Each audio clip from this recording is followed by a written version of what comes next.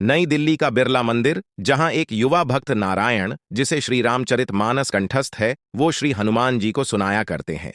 मैं आपको जो घटना सुना रहा हूं वो कम से कम 70-80 वर्ष पूर्व की है। देश भर से आए अनेकों भक्तों का साक्षात्कार लेने के बाद प्रसिद्ध उद्योगपति जुगल किशोर बिरला जी ने इन नारायण जी को अपने मंदिर में राम कथा बजरंगबली को नित्य सुनाने के कार्य पर नियुक्त कर लिया। मासिक 350 रुपए तनख्वाह, रहने को कमरा और आवागमन के लिए एक कार भी उपलब्ध करवा दी गई थी, अर्थात सुकून के जीवन के सारे साधन उपलब्ध हो गए। धीरे धीरे नारायण जी का विवाह हुआ, संतान हुई और बिरला मंदिर में राम कथा सुनाने का उनका कार्य आनंद से चलता रहा।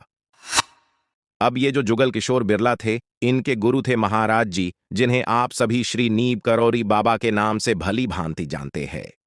बिरला जी ने अपने गुरु से निवेदन किया कि एक युवा भक्त है जिसे रामचरितमानस कंठस्थ है और वो दिल्ली के अपने मंदिर में नित्य कथा सुनाते हैं।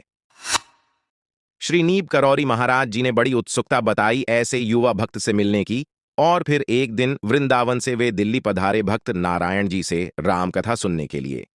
पर ज्यों ही बिरला मंदिर में उन्होंने नारायण को देखा, त्यों ही तुरंत बोल पड़े, तेरे पिता ने हनुमान जी के साथ धोखा किया है। युवा भक्त नारायण अपने पिता, जो कि एक सेवानिवृत्त तहसीलदार थे, उनके विरोध में एक शब्द भी सुनना स्वीकार नहीं किया। उन्हें बड़ा आश्चर्य हुआ कि महाराज जी ये क्या बोल रहे हैं और क्यों बोल रहे हैं।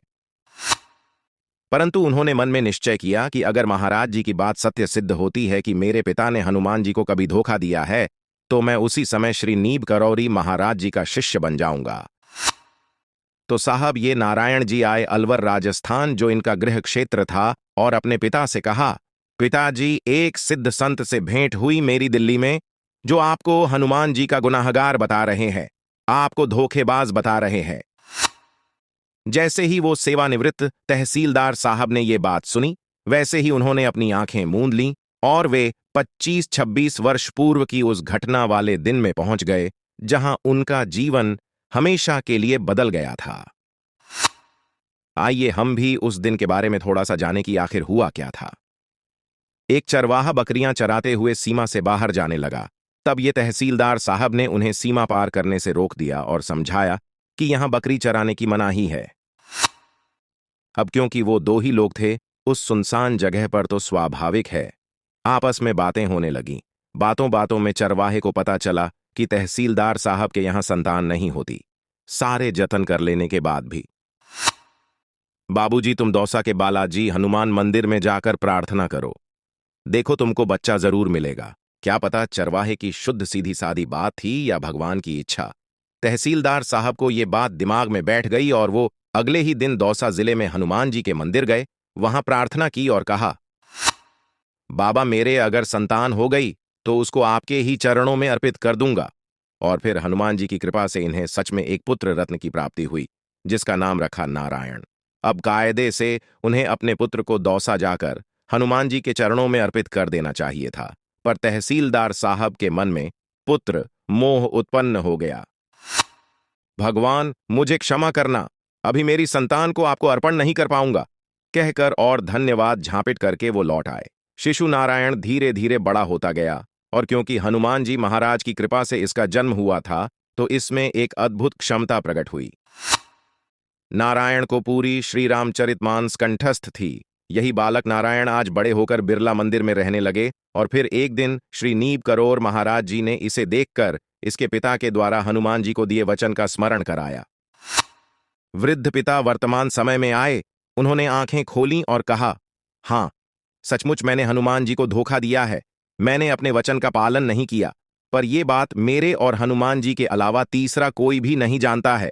सो जिसने भी तुम्हें इस घटना की ओर इशारा किया है, वो स्वयं कोई परम सिद्ध तपस्वी भक्त है। उसके चरण पकड़ लो बेटा और उसके शिष्य बन जाओ।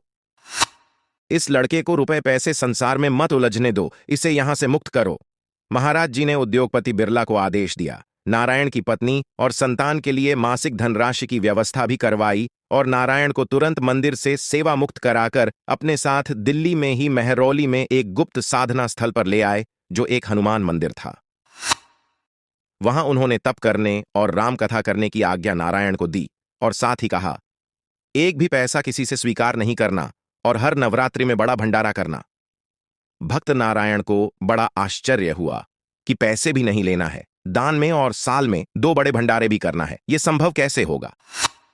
पर यह संभव हुआ और हजारों की संख्या में दोनों नवरात्रि के समय इस गुप्त दिव्य स्थान पर भंडारे के आयोजन में भक्तों ने मन भरकर प्रसाद पाया। युवा नारायण भक्ति करते करते और गुरु आज्ञा पालन करते करते नारायण बाबा के नाम से जाने गए। 44 वर्ष की आयु में साल 2020 में इसी मंदिर में इन्होंने देह त्याग की। यूं तो ये दिव्य स्थान दिल्ली जैसे विश्व प्रसिद्ध शहर में है, पर इस स्थान के दर्शन वो ही भक्त कर सकता है जिसे महाराज जी चाहते हैं। दर्शन करवाना केवल आपकी इच्छा और आपका हठ यहां काम नहीं करेगा। मोर मन प्रभु अस विश्वासा, राम ते अधिक राम कर दासा। देखिए ना, राम भक्त महाराज जी ने ना जाने कितनों के जीवन तार दिए और आने वाले समय में कितनों को ही भगवान की शरण में ले जाने वाले हैं। ऐसी कम सुनी गई दिव्य सत्य घटना आप पाठक मित्रों के सामने रखने में अत्यंत हर्ष का अनुभव हो रहा है।